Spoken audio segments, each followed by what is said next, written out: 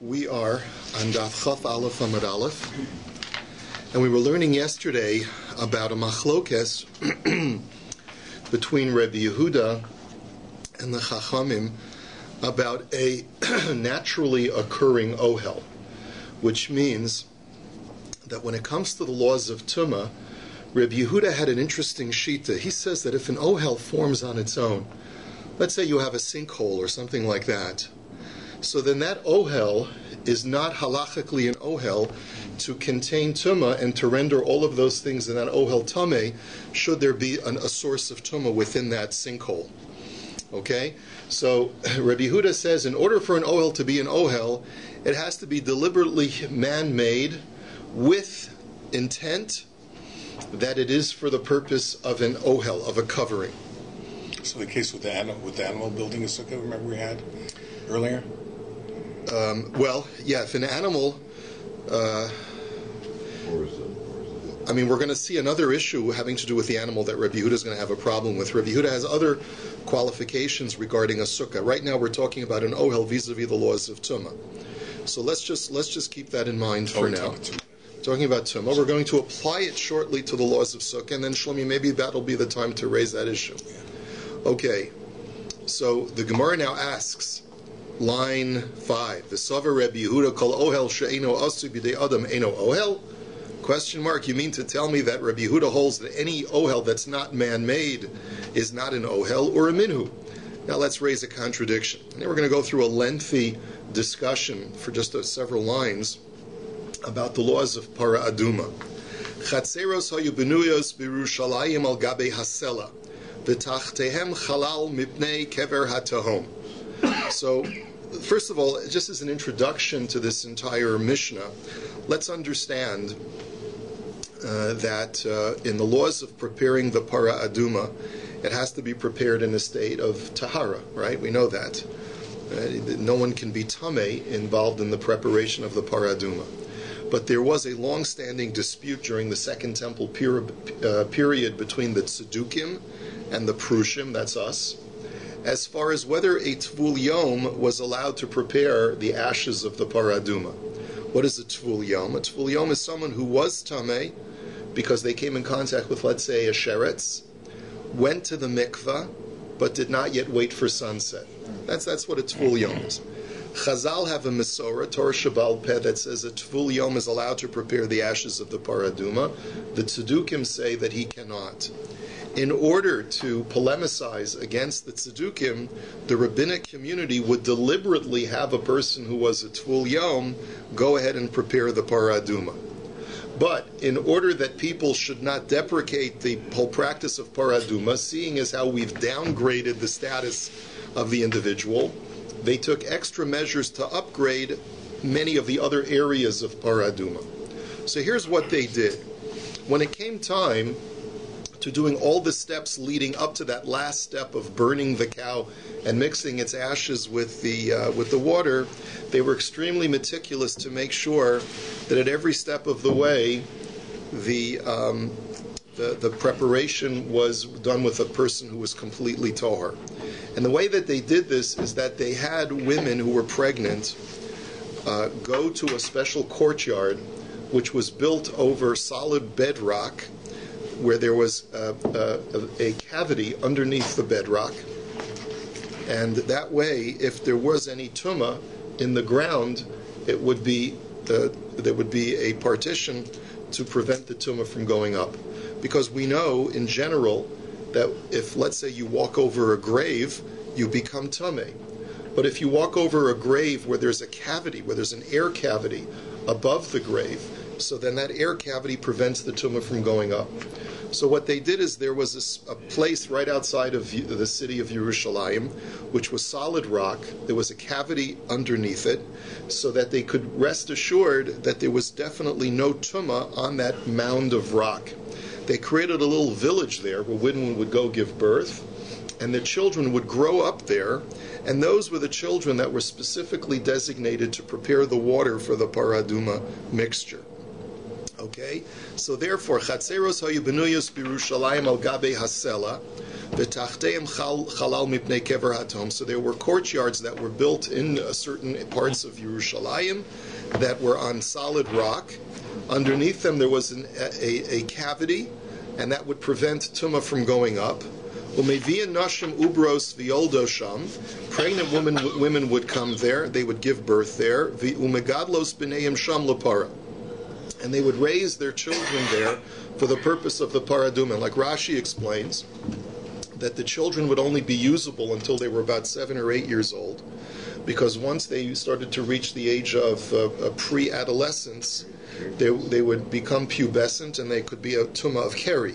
So therefore, beyond the age of 7 or 8, you were sent to yeshiva. That was it. You couldn't stay in this village anymore. All they had to do is go to mikveh. That's it. But you know, extreme. It is extreme, but that's the whole point. Because of this polemic against the tzdukim, they had to go to the other extreme. Umevian shvarim v'al gabeim delasos. And then they would bring oxen to this little village, v'al gabeim delasos, and on the backs of the oxen were large boards, wooden boards. And those boards, the purpose of those boards, they call them doors, was to act as a partition so that while the children would ride on the back of these oxen, they would go down to a brook called the Shiloach, and if on the way there was any tumah, on the way from the rock village to Shiloach, they would be protected from tumah by resting on these boards, because that would act as the partition, as the ohel, to stop the tumah from rising upwards. V'tinokos yoshvin al gabeim v'koso shel even biyadeim. So the children would sit on these boards that were on the back of the oxen. They would have stone cups in their hands, and the stone cups was another chumrah, because technically you're allowed to use any vessel for the preparation of the water of the paraduma, but they would dafka use utensils that were not makabel tumah, once again as an extreme measure to counteract what they did with the tvul yom.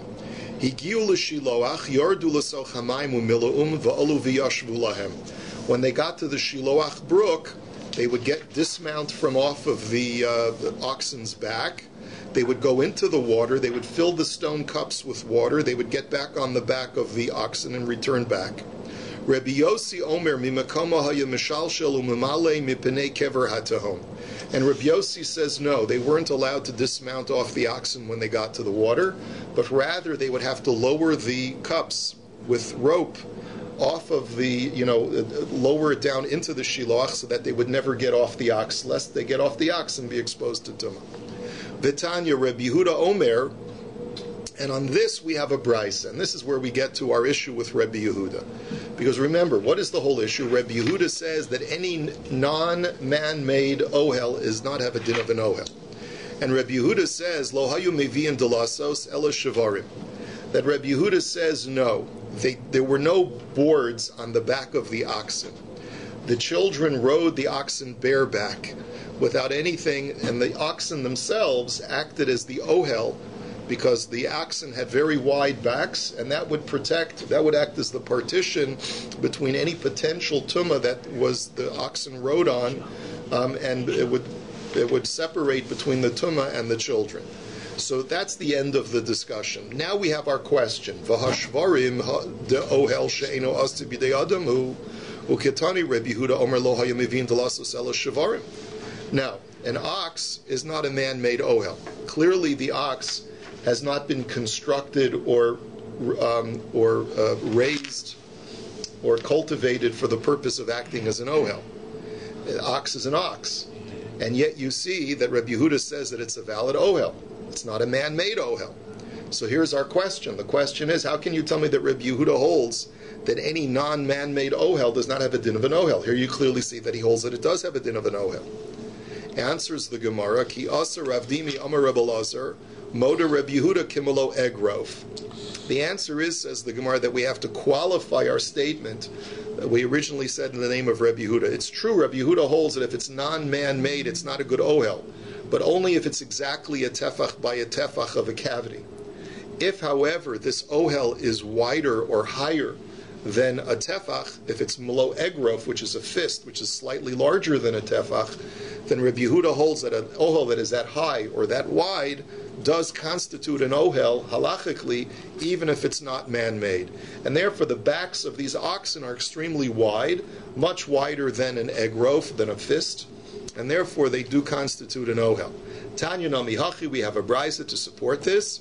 Umoda Rabbi Yehuda bashikifin uvanakike hasloim, that Rabbi Yehuda acknowledges that large clefts or sinkholes do constitute an ohel. It's only when they're just one tefach by one tefach, which was our previous discussion, that Rabbi Yehuda holds that if it's not man-made, it doesn't constitute an ohel. So now the Gemara asks another question. V'harei deles diyesh ba kama egrofen ukatani Rabbi Yehuda omer lo hayameviyim delaso selashvarim. I don't understand, says the Gemara. Then what was Rabbi Yehuda's problem with that board that was on the ox's back? Why should that not be a valid ohel? If the ox's back is a valid ohel, then surely the door should be a valid ohel. Like, what was his issue? It's certainly several fists wide, so what's the issue? Amar Abaye luhutzrechu lahavidalaso. So Abaye explains, it's not that Rabbi Yehuda is disqualifying the boards, he was just saying that you don't need the boards. He was saying that the back of the ox is sufficient. And Rava Amar lo hayu meviin delasos kol ikar shemipnei shadaito shaltino gasa alav shemeyotzi rosho echad meivorav v'yatame bekever hatahom. So Rava has a different answer. Rava's answer is no, just to the contrary. It's not that Rabbi Yehuda says you don't need a board. He says you cannot use a board. And this is a classic example of kol hamosif goreya, that sometimes taking too much precaution actually ends up in a liability. Why is that? Because when you have so much girth, when you have so much expansive space on the back of this ox, because you've saddled it with this very wide board, the child is going to become cavalier. He's going to become reckless. He's going to say, I got all the room in the world. So he's going to lean over to the side of the board. He's going to stick his hands out. You know, when you tell a kids, when you go on the ride, you go on the bus, don't stick your head or your hands out. This kid is going to stick his hands or his head out because he's got this wide space. He's going to feel very open and very reckless because he feels so secure. So that's why Rava says, that Rabbi Yehuda says, don't put the board on. We want to warn the child, you better stay on that ox. Don't move. Don't go off the sides of it. And that's why we don't put a board on the back of the ox. Tanya, yeah. Shabbos, I think it was the Shabbos. Maybe these I don't recall anymore. Wagons? Wagons that they put in the wall specifically to make sure there was no tomb underneath. You're referring to something? You're referring to where we learn out the shir of Rosh Hashanah, and we learned about the wagons that traveled through the desert. Is that what you're referring to in Ilchas Shabbos? Wasn't it about Tumah Tara also? There may have been some issues of Tumah, but I don't recall offhand. I don't remember offhand. Okay.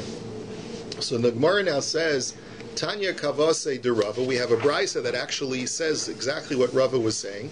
That Rabbi Yehuda Omer lo hayu meviin delasos kol ikar mipnei shadaito shaltino gasa alav shemeyotzi rosho echad mevarav v'yatami bekever hatahom. That Rabbi Yehuda says, no, do not put a board on the back of the ox, again, because he's going to feel the sense of independence and confidence and recklessness, and he'll end up sticking out his hands off the sides of the board, and then he may expose himself to tumah. So Ella, rather, what should you do? Mevi'in shivarim hamitzriyim shekreis oseyim rechavos v'hatinokos yoshvin al gabehem. But rather, just bring these Egyptian oxen, any animals that come from Egypt. The Egyptians apparently were experts in raising and cultivating really good quality animals, like Arabian horses. So there's Egyptian pigs, Egyptian oxen. There's a lot of discussion in the Gemara about animals that come from Egypt. They were very well cultivated. So you bring these really wide body oxen from Egypt, and the children will sit on the back of these oxen, v'koso shel even biyodein, and they'll have these stone cups in their hands. Higiu l'shiloach yardu umilum va'alu v'yashvu lem al gabehem. And then they would, fill up, dismount when they got to the Shiloach brook. They would fill up the cups with water, get back up on the back of the ox, and then go on their way. Okay, fine. So that's the end of that discussion of Paraduma. But now let's relate this to Sukkah. Okay, so all along, we have to remember, where did this discussion come up in the first place? Our Mishnah had said that if a person sleeps under a bed, you have a machlokus between the Chachamim and Rabbi Yehuda whether he's yotzei the mitzvah of sukkah or not. Rabbi Yehuda says you are yotzei the mitzvah of sukkah because that bed, even though it's a partition between me and the schach, that's not called an ohel. It doesn't count. And the Chachamim say, what are you talking about? It does count, and therefore you're not yotzei the mitzvah. So now let's apply what we've just learned about Rabbi Yehuda and his din of ohel by the paraduma and apply it to our discussion of sukkah. B'harei mita deyesh ba kama egrofim utznan Rabbi Yehuda omer noagim hayinu shayinu yishenim tachas amita b'fnei hazakenim. So the Gemara says, if Rabbi Yehuda maintains that even something that's not constructed for the purposes of an ohel still constitutes an ohel as long as it's a certain amount wide or high off the ground, I mean, look at this. You've got this bed. It's certainly many fistfuls wide. It could be significantly high off the ground, certainly more than a couple of fists off the ground. And yet Rabbi Yehuda holds that it's not a problem. It doesn't constitute an ohel. But we've just demonstrated that for Rabbi Yehuda, the ox is an ohel, so why shouldn't the bed be an ohel to act as an obstruction between me and the schach? He says that we slept all the time underneath the bed in front of the Zikanim and they didn't protest. The Gemara answers, Shiny mita ho'elu lagaba asuya. The Gemara answers like this. You have another issue with the bed. The bed was not constructed as an ohel. It was constructed to use for its top part, not to act as a covering for that which is beneath it. And because of that, Rabbi Yehuda holds that it doesn't constitute an ohel. It's true that it's man-made. It's true that it's several fistfuls wide and high off of the ground. But there's another deficiency in its being an ohel, and that is it was not made as something to cover other things. It was made as something that a person would go on top of. And therefore it doesn't have the din of an ohel, and therefore it doesn't act as an obstruction. So the Gemara says, but wait a minute, shvarim nomi legaba nasuyim. But make the same argument by the ox. The ox's function is not to be under its belly. The ox's function is to go on its back. How is it any different from a bed? Why is the ox acting as an ohel partition, whereas the bed does not? The Gemara answers, Ki asa rabin amar Rabbi Elazar, shiny shavarim holu meginim al haroim b'chama b'bnei hachama u'v'geshamim b'bnei hageshamim. So the Gemara answers, you know what? Even though the primary function of an ox is for riding on its back, but you know what? Sometimes cowherds, when they're out in the field with their oxen and with their bulls and their cows, they'll take a little siesta and they'll rest under the belly of the bull. I wouldn't try this at home. Usually watch which end you're under. Yeah, especially if he's got a full bladder or something like that. You know, I'd be a little bit concerned. Yeah, I would not try this at home. But anyway, the cowherds would take a little siesta underneath. If it was too sunny, they'd go under the belly of the ox to protect them from the elements or from the rain, and therefore you see that an ox's belly does act as an ohel. So the Gemara says, if you're telling me that even an occasional underside function makes it into an ohel, then a bed also has a secondary use. And that is that you can store your sandals and your slippers and your shoes underneath your bed. Like Rashi quotes from another Gemara that a Talmud Chacham only stores his shoes and his sandals underneath his bed and doesn't put other things underneath his bed because he wants privacy in his bedroom. But the point is that you use your underneath your bed for storage as well. So if that's, even though that's its secondary function, but you're telling me that that's what constitutes it as an ohel, so what's the difference between an ox and a bed? So the Gemara says, Ela Amar Rava Shiny Shavorim Hol Va'asuyim Lahagin Al B'nei Me'ayim Shalahem. So the Gemara says, you're right. It's not the fact that the shepherds take a siesta underneath their oxen. That's not what makes it into an ohel. What makes an ox into an ohel is that the pasuk specifically says that the entire carcass of an ox, its entire torso carcass, is acting as an encasement for its intestines. And that's what makes it into an ohel. As the pasuk says, Shenamar or ubasar talbisheni uva'atzamos v'gidim tisochecheni, that God, you adorn me with hide and flesh, and with bones and sinews, you cover me. The word sechach is even used in that pasuk. So you see that means that the torso or the carcass of an animal or a human being is a sukkah or is an ohel for its contents, for the innards of that being, of that beast. And so if that's the case, the Gemara says that's what renders the ox into an ohel. Not the fact that you use its underside for any significant utility, but the pasuk designates it as an encasement, which defines it as an ohel. Zak the Gemara v'ibo yisayim. I'll give you another explanation why you should differentiate between a bed and an ox. Rabbi Yehuda l'taimei de Omar Sukkah diras keva ba'inan v'havale mita diras arai v'sukkah ohel keva v'lo asi ol arai mevatel ohel keva. The Gemara says, in reality, I'll tell you there really is no difference between an ox and a bed. But you want to know, the halacha of sukkah is such, because Rabbi Yehuda, if you'll recall, holds that a sukkah can be higher than 20 amas. And we also learned in Rabbi Yehuda that he holds the same as Rabbi Shimon, who says that a sukkah is supposed to be a diras keved. It's supposed to have a sense of strength and permanence to it, right? And therefore, Rabbi Yehuda's shita is that because a bed is a temporary structure, because it's moved around once it's the morning, you move the bed to the side so that you can use the rest of the room.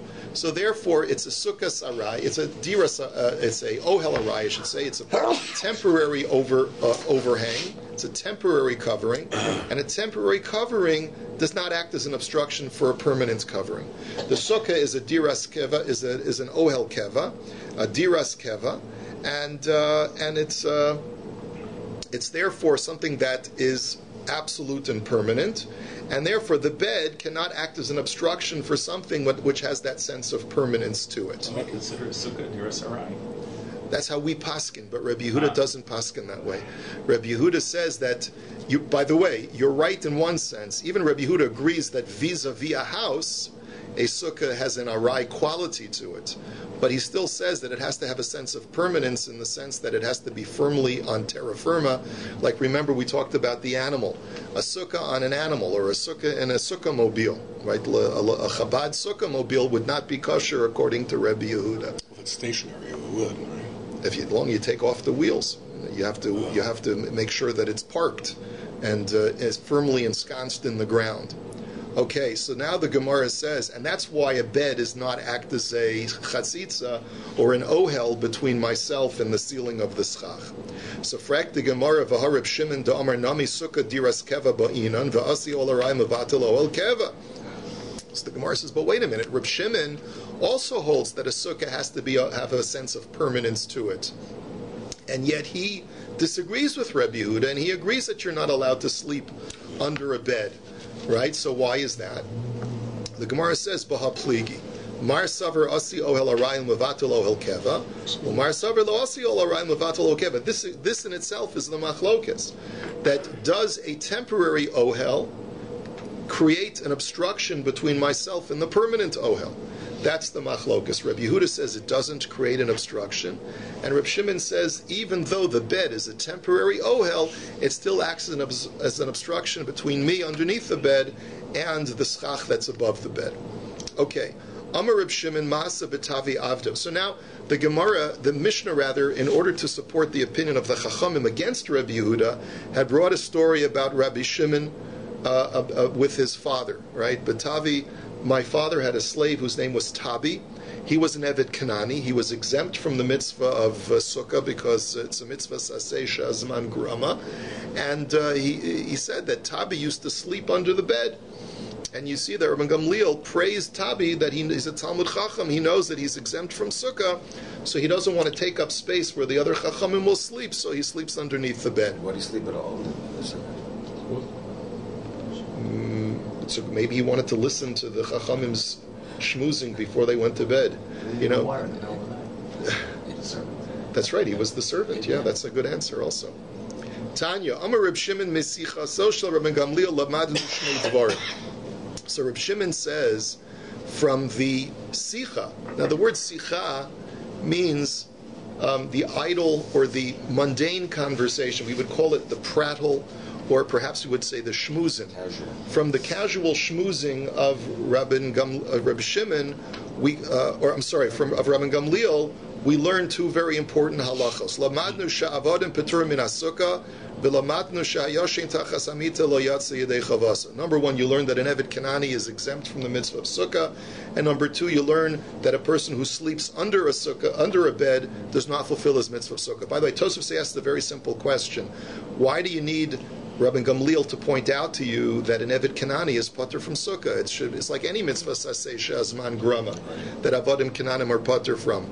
So Tosafos answers that you might have thought, we're going to see later on, there's a pasuk of Teishvu ke'ein taduru, that you have to dwell in the sukkah in the same way that you live in your home. And just like when you live at your home, you have your servants are always around you, so too in your sukkah, your servants are always around you. So you might have thought that an Evet Kanani is chayiv in sukkah, and therefore you learn from Rabbi Gamliel that he's pater. So the Gemara now says, V'lema midvarav shel Rabbi Gamliel. So the Gemara says, why did Rabbi Shimon say from the sicha, from the mundane shmuzing of Rabbi Gamliel, we learn these two things? Let's let him just use the normative word. Let him say from the words of Rabbi Gamliel.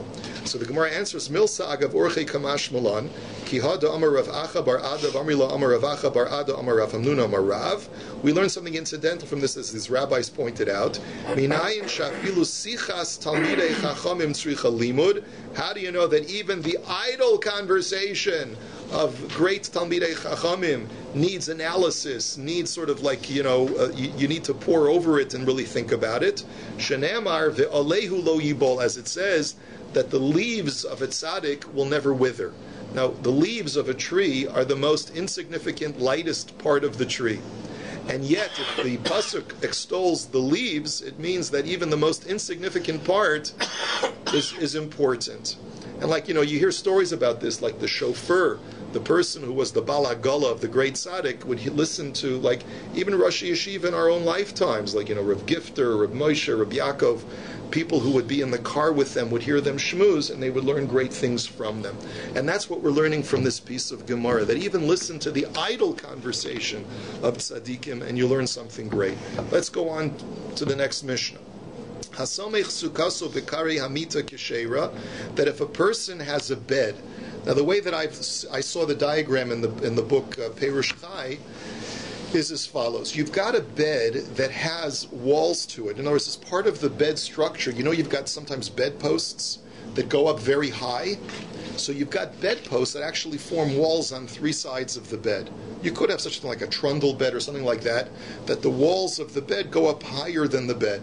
So then what you do is you just put schach over that. Okay, is that a kosher, a sukkah, that you can sleep on that? So that's kosher, according to the Tanakam. And Rabbi Yehuda Omer, im eni yachol olamod bifnei atzma pesula. No, if the only support of the schach is the bed, and the schach is not standing independently of the bed, then it's pasul. So the question is, why does Rabbi Yehuda say it's pasul? My time of the Rabbi Yehuda. Pligi bar Rabbi Zera v'Rabbi Abba bar Mamel. This is a machlokus between these two Amoraim. Chad Omer mibnei she'ein lo keva, b'chad Omer mibnei she'mamida b'davar hamakabel tuma.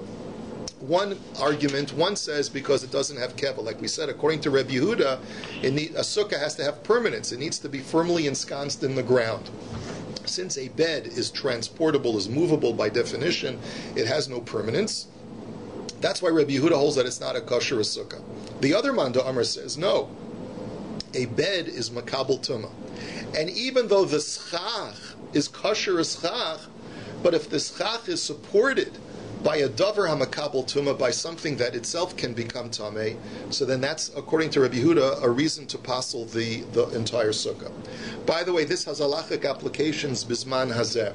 The Mishnah Berurah says that a person should be machmir, that the things that are directly supporting the weight of the schach should not be makabel tuma. If you've ever noticed people who make their sukkah out of iron bars, iron pipes, right? So you notice, you may have seen that they put like a piece of wood on top of the bar but to act as a separation between the schach and the bar. Did you ever have that? I had right? Our porch had it. So why is that? Right. It's because of this. It's because of this, right? Because it shouldn't be that the schach is directly in contact with something that's makabel tuma. I think it was told you don't have to still. It's a chumrah. Because we don't paskin like Rabbi Yehuda, but we say we should be machmir whenever possible. You're right? Okay, good. Good, excellent. So this is Rabbi Yehuda's shita. So my beinaya, what would be the practical difference between these two opinions? In other words, what's the difference whether the bed is pasul according to Rabbi Yehuda because it's not a diras keva, or whether it's because you're supporting the schach with something that's subject to tumah? The answer would be kagon shenot shpudim shel barzel b'sicha chaleim. Let's say you have a bed, and then around the bed you took iron bars and created 4 posts of iron bars and put schach over that, and you want to sleep in the bed now. Is that kosher or not? L'man domer lefi she'en lakeva hareish lakeva. Uman domer b'nei shamida b'davar makabel tuma, rei mamida b'davar makabel tuma. So he says, if the issue is because the schach has no permanence, because it's on something that's movable, well, this object is not movable, so therefore it's a kosher or sukkah. But if the issue is because it's being supported by something that's makabel tuma, well, these iron bars are makabel tuma, and therefore it won't be a kosher or sukkah. Amar Abaye loshanu ela samach aval sichech al gabi hamita kishera. So Abaye just wants to clarify that the only time that the sukkah, according to Rabbi Yehuda, is going to be pasul is if you actually put the schach directly on the bed. But if you support the schach on something other than the bed, let's say you put up 4 wooden posts in the ground, and you support the schach that way, and it's just above the bed, so then it'll be kosher. My taima laman damer lefi she'en lakeva hareish lakeva. Why? Because if you hold that the deficiency of the bed, according to Rabbi Yehuda, is that it has no permanence, this has permanence because it's firmly entrenched in the ground. And laman damer b'nei shamida b'davar makabel tuma, harei ein mamida b'davar makabel tuma. And if the issue is because it's being supported by a bed which is makabel tuma, by putting these 4 wooden poles in the ground and supporting the schach that way, you're supporting it with something that's not makabel tuma. You all have a wonderful day.